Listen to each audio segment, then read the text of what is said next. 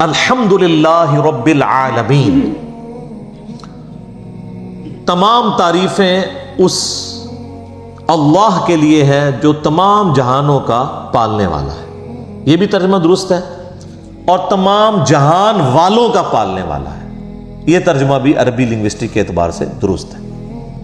تمام جہان سے مراد جیسے اب جتنی سپیشیز دنیا میں آباد ہیں وہ ہر ایک کا ایک اپنا جہان ہے، پرندے ہیں، پرندوں کا ایک اپنا جہان ہے، حیوانات ہیں، ان کا اپنا ایک جہان ہے، ایک نباتات کی سپیشیز ہیں، اس وقت روئے ارض پہ آلموسٹ 2 ملین سپیشیز دریافت ہو چکی ہیں، نباتات حیوانات کی ملا کر، اور ایک ایک سپیشیز آگے بلینز میں، انسان ہی دیکھ لیں 7.5-8 ارب کے قریب ہیں، اور باقی حشرات الارض اگر آپ گننا شروع کریں نہ ختم ہونے والے۔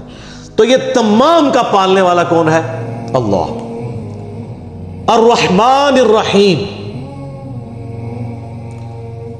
وہ انتہائی رحم فرمانے والا ہے۔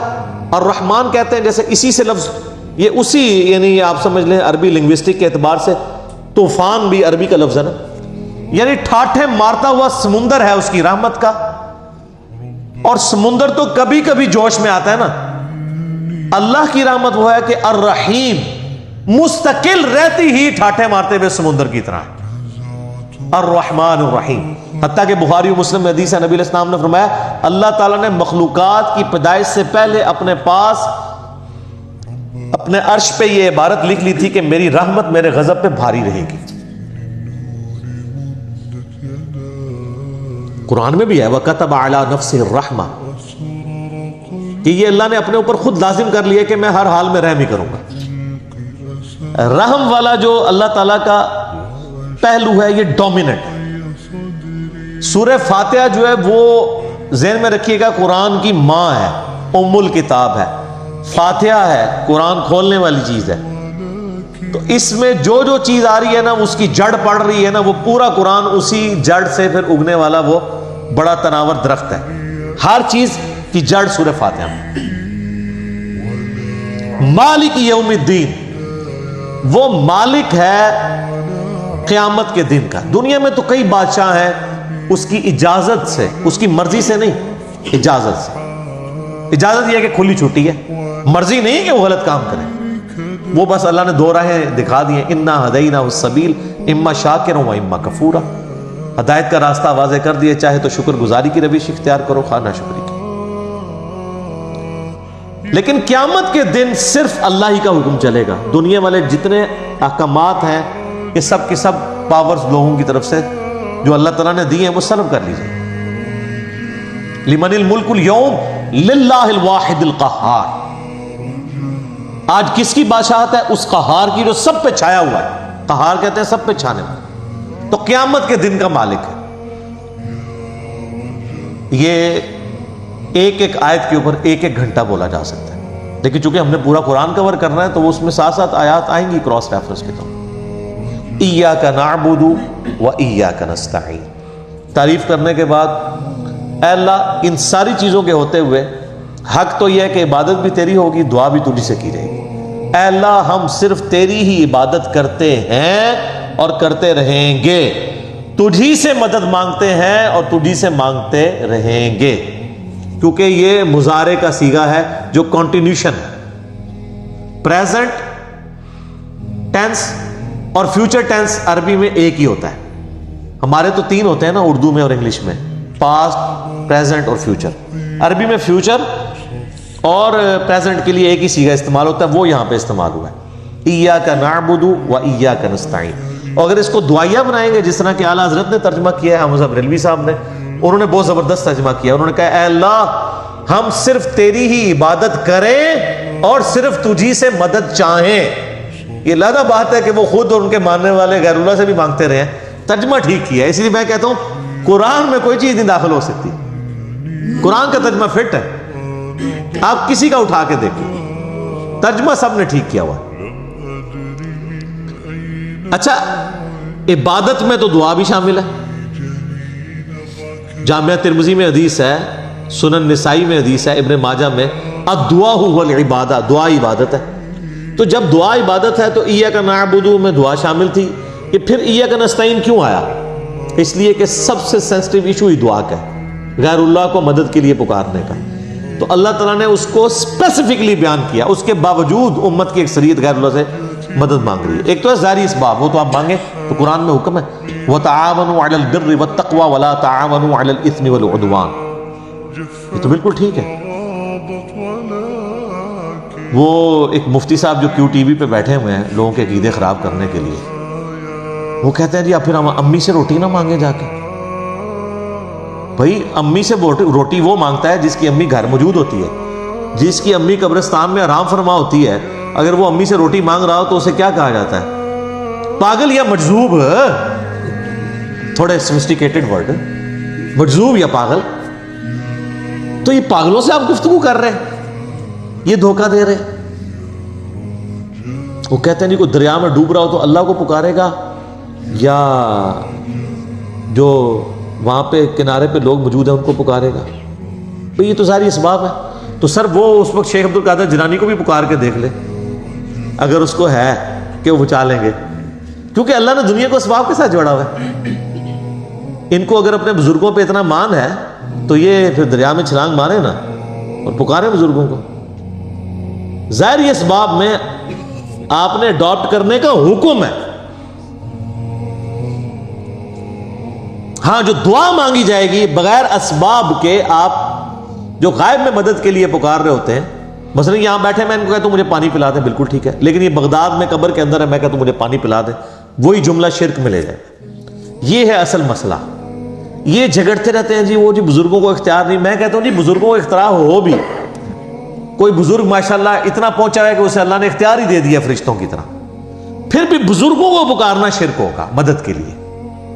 ویسے آپ نے محبت میں پکارنا ہے، آپ ضرور پکاریں، مدد کے لیے نہیں، ویسے اپنی محبت کا اظہار کریں. لبیک یا رسول اللہ کہیں، لبیک یا حسین کہیں، بالکل ٹھیک ہے، آپ محبت کا اظہار کریں. المدد نہیں. بارش کون برساتا ہے؟ اللہ. ڈیوٹی کس کی ہے؟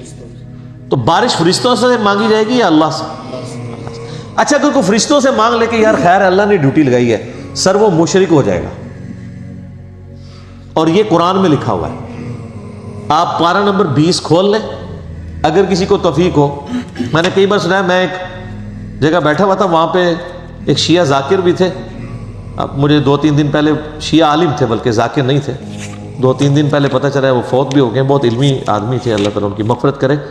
تو وہ ان کے ساتھی بیٹھے تھے، وہ کہتے ہیں جی ٹھیک ہے ہم یا علی مدد نہیں کہنا چاہیے، لیکن جو یا علی مدد کہتا ہے آپ اسے کیوں کہتے ہیں؟ وہ شرک کر رہا ہے. میں نے کہا اس لیے قرآن میں لکھا ہے. تو میں نے یہ آیت سورہ النمل کی آیت نمبر 62 پارہ نمبر 20 کے آغاز میں، امن یجیب المضطر اذا دعا ویکشف السوء ویجعلکم خلفاء الارض االہ مع اللہ.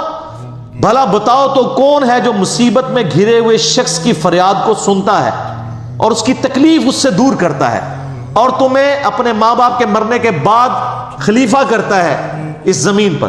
االہ مع اللہ، کیا اللہ کے ساتھ کوئی اور الہ بھی ہے جس کی ایکوالٹی ہو؟ قلیلا ما تذکرون، بڑے کم لوگ ہی نصیحت پکڑتے ہیں. تو میں نے کہا اللہ تعالیٰ کہہ رہا ہے کہ جس کے بارے میں تمہارا یہ عقیدہ ہے نا کہ وہ مصیبت اور پریشانی میں تمہارا مشکل کشا ہے، تو گویا الہ ہے وہ. اور سب سے پہلے تو مولا علی ان کے گریبان پکڑیں گے جنہوں نے مولا علی کے بارے میں عقیدہ گھاڑ لیا. مولا علی بھی اپنی نمازوں میں اللہ کو پکارتے تھے. مولا علی کا ماننے والا بھی وہ ہوگا جو اللہ کو پکارے. پھر بڑے بڑے دھوکے ہیں جی. وہ کہتے ہیں جی وہ جی غیر اللہ سے مدد کہتے ہیں حرام ہے. اور کون کہتا ہے غیر اللہ سے مدد حرام ہے؟ آپ یہودی سے بھی مدد لیں. بخاری مسلم میں حدیث ہے، نبی علیہ السلام جب فوت ہوئے ہیں آپ کی زرہ ایک یہودی کے پاس گروی رکھی ہوئی تھی، لیکن جو سامنے موجود نہیں اس سے تو نہیں آپ اسباب کے طور پر مدد لے سکتے.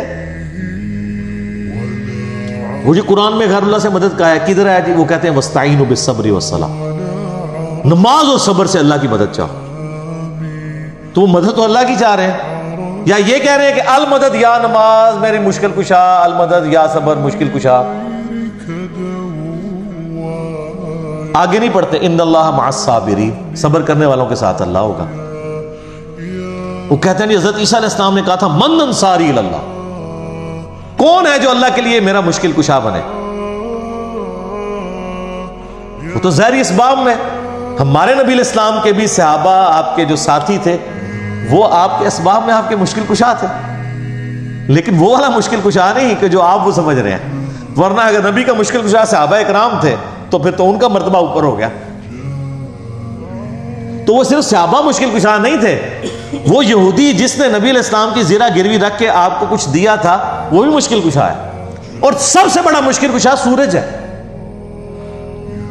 سورج اگر ختم ہو جائے تو زمین پہ نہ نباتات اپنا اگ سکتی ہیں، نہ حیوانات ان نباتات کو کھائیں گے، سب کچھ ختم ہو جائے گا۔ دنیا میں ہواؤں کا چلنا، موسموں کا بدلنا، یہ سب کچھ سورج کی وجہ سے ہے۔ تو کوئی کہتا ہے المدد یا سورج، کسی کے ذہن میں یہ وہم بھی آتا ہے کہ سورج مشکل کشا ہے، حالانکہ آپ کے بزرگ تو کچھ بھی نہیں کر سکتے جو کچھ سورج کر رہا ہے، اور سورج کو موت بھی نہیں ہے، یہ آپ کے بابے مر چکے ہیں۔ تو کہیں نا المدد یا سورج، کہیں گے نہیں جی سورج کا کیا کمال ہے، وہ تو اللہ نے اس کی ڈیوٹی لگائی ہوئی ہے، تو ہم اس کو کیوں پکارے، ہم اللہ کو کیوں نہ پکارے؟ تو بابوں کی بھی اگر ڈیوٹی لگی ہوئی ہے تو بابوں کو نہ پکارو، ویسے ڈیوٹی کو نہیں لگی ہوئی، اگر لگی بھی ہو for the sake of argument, تمہاری جعلی جو دلائل ہیں اس پہ ایگری کرتے ہوئے، پھر بھی ان کو نہیں آپ پکارو گے، شرک ہو جائے گا اور ناقابل معافی جرم ہو جائے گا۔ یہ اتنے سارے انہوں نے دھوکے دیے ہوئے ہیں، اور زیادہ تر ظاہری اسباب کے ذریعے دے رہے ہوتے ہیں۔ وہ جی صحیح بخاری میں حدیث ہے کہ ایک صحابی کی پنڈلی ٹوٹ گئی، وہ حضور کے پاس حاضر ہوا، آپ علیہ السلام نے ہاتھ پھیرا، بالکل ٹھیک ہے، لیکن آج اگر کسی کی پنڈلی ٹوٹے گی تو نبی علیہ السلام تو دنیا میں موجود نہیں ہے،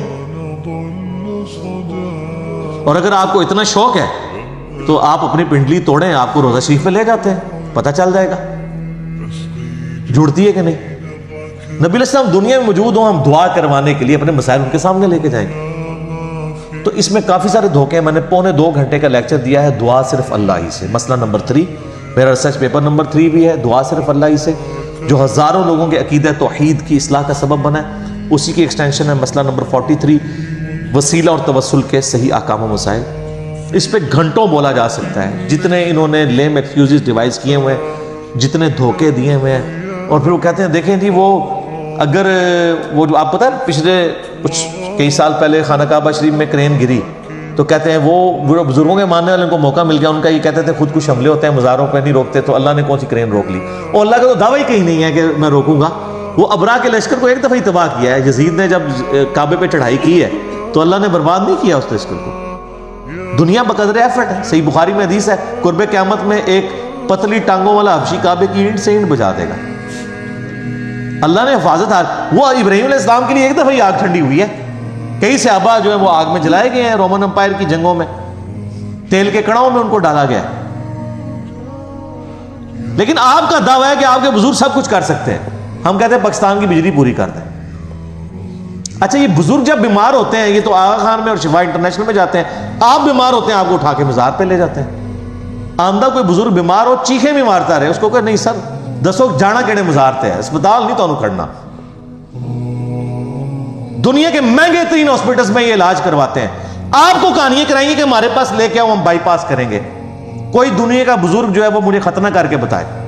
بائی پاس تو بہت بڑی چیز ہے، بلیڈ مارے بغیر، کیونکہ بائی پاس تو بغیر بلیڈ کے کرتے ہیں نا، وہ سب جھوٹ فراڈ، اور صحیح ہو رہا ہے آپ کے ساتھ، کیونکہ آپ نے دین بھی ان لوگوں کے حوالے کیا ہوا، تو دیکھیں پھر آپ کے ساتھ کیا کر رہے ہیں۔